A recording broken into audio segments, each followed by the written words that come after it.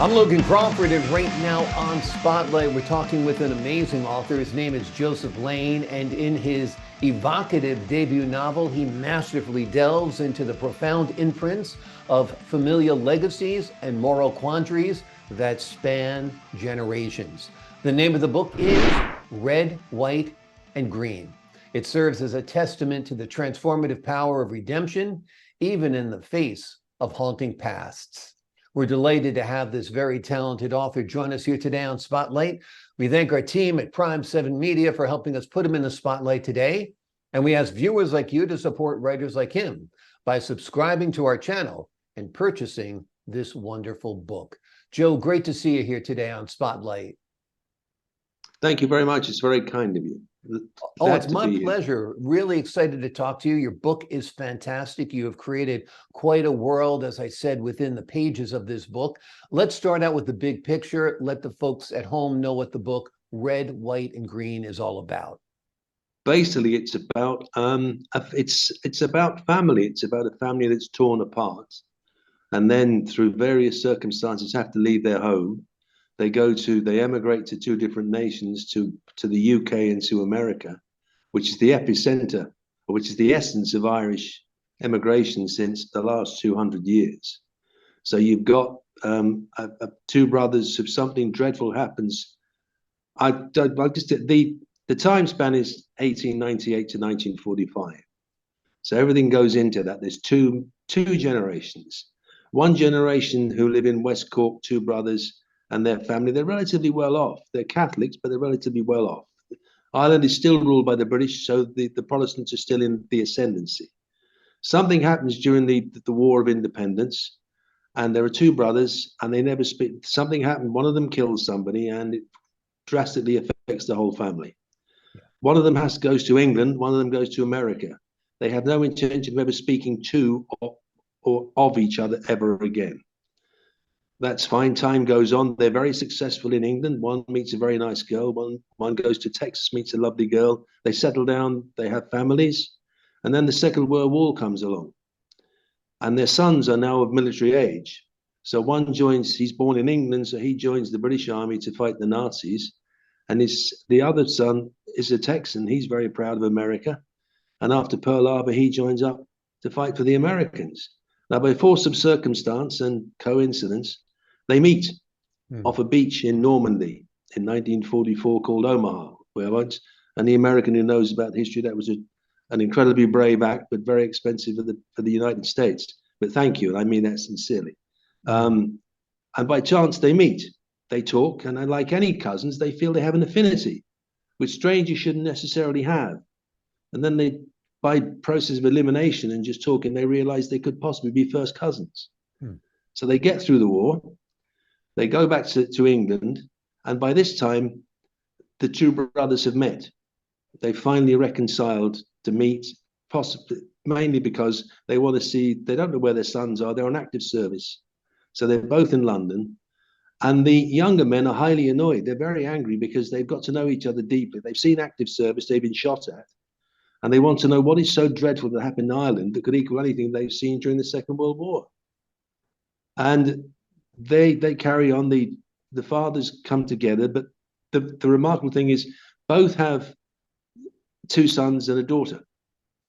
And one family is born and raised in London. One family is born and raised in America. My point of view is I am Irish descent, born in England.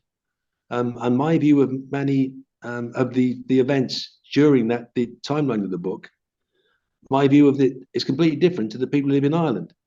And yet when I met my American cousins, we had so much in common because my father went to live in England. He married, was very successful. My uncle went to America. So I have cousins the same age as me in America. And when we met, we hit it off like, yeah, they had an American accent. I had an English accent, but it's basically, how can I put it if I may, that one of them, my cousins came from New York. My family came from London. The only difference between those two great cities is an accent. The way they go on, the way that the places are always buzzing. Fabulous places to be. I lived in London for 45 years and spent many a happy night in New York. I remember some of them, but not all of them. But that's another story. And they demand to know what could have. The two sons are demanding to know what could happen that's so dreadful in Ireland. We've been to war. So finally, they take it in their own hands and they go back to Ireland to find out what happened, back to where their fathers came from, who then have to follow them. And they have various incidences there, and they find out what happened. Their fathers finally tell them, and they say, well, look, you feel very guilty about killing someone when you fought for your country. I fought for my country, so you did what you did.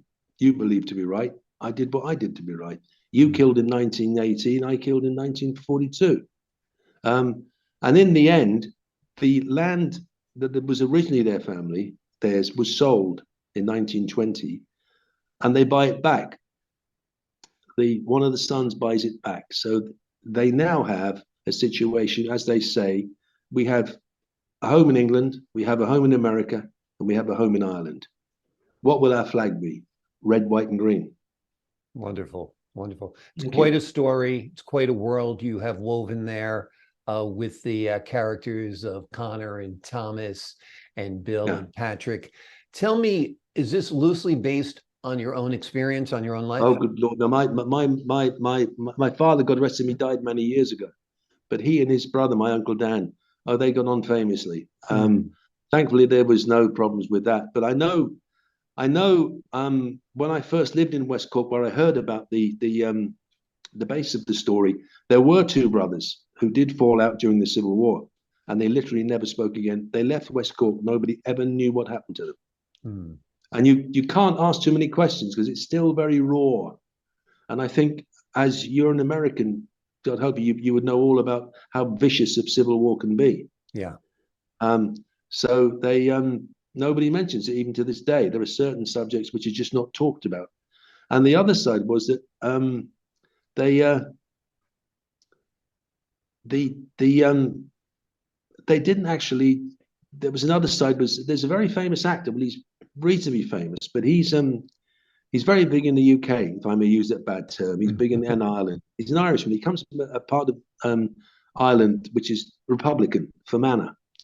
Now, I met him. There's a wonderful festival we have here where I live in Listowel. It's Writers' Week, where we have the whole town dedicated to writers for 1 week. Doesn't matter where you're from. There's master classes.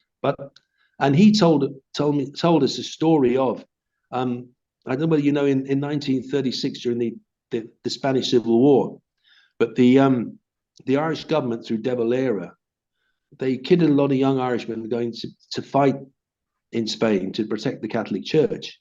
Now, as soon as they got there, they realized they were doing nothing but fighting with Franco and Hitler's Nazis. So they got through that. They came back to Ireland, and they're still very, very Republican, very anti-British. But when the Second World War broke out, these guys crossed the border and joined the British Armed Forces without a second thought. They spent 5 years fighting.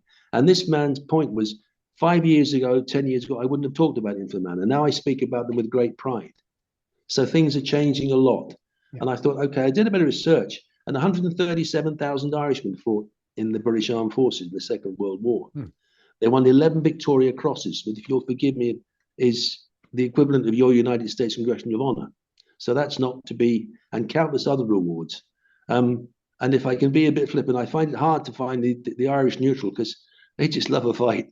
They wouldn't admit it, but they do. Exactly. And that was another premise to start writing about other characters. And there's also the thing about the Irish Protestants who are very much ignored, but they've had a huge contribution in this country. They weren't all pro-British, some were Republican, because they were the only ones who had money. So there is a role there at the way this country develops. There's an enormous amount of people, an enormous amount to talk about.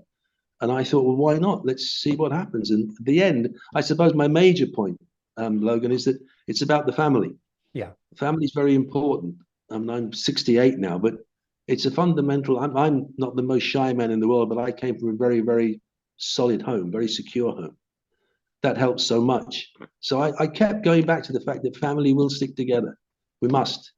But absolutely, sooner or later, you can always, as somebody said to me, your parents will be the best friends you ever had. Which I agree with. I wouldn't argue with it. So that's why I wove it around one family and then others coming together. And one man, Lewis, of the Lewis family, whose uncle was killed, he was very bitter. And then over the time, he got to know people again. So there's always, I suppose it's about there's always hope. And as long as you have human beings to talk to, then life can't be that bad, and things Exactly. move on. Yep. Well, this So, is quite a tale you've woven, as I said. Have you visualized this as a movie or a series, perhaps? well, I must admit, the people who've said it, have read it, have been very kind. They said this is an absolute mini series. It's got to be. Yeah.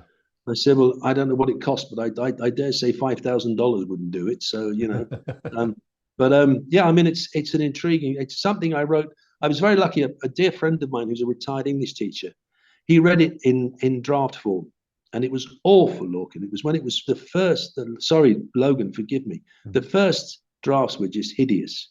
You put them away for 6 months, then go back and read it. Oh my God, how on earth? But he was an English teacher.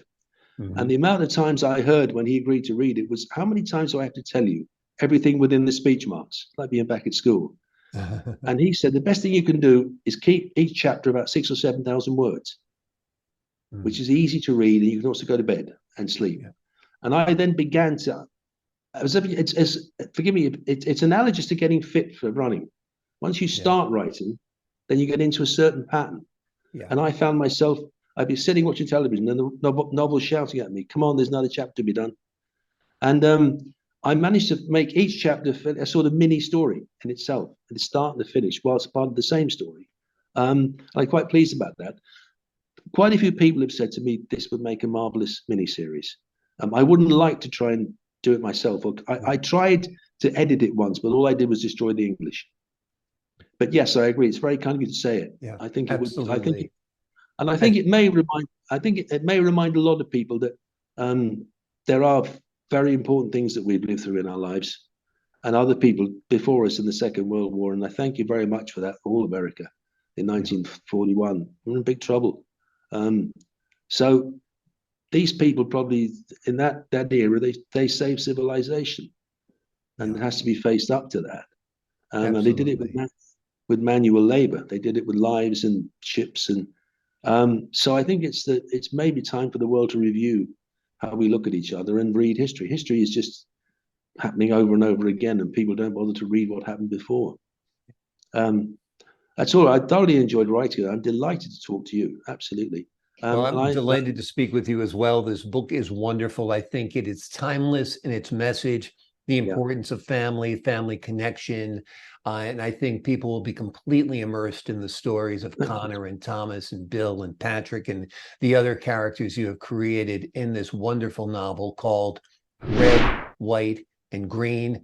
It is historical fiction that will have you riveted. Joseph, thank you so much for joining us here today on Spotlight. Absolute pleasure, sir. Absolute pleasure. Thank you very much indeed.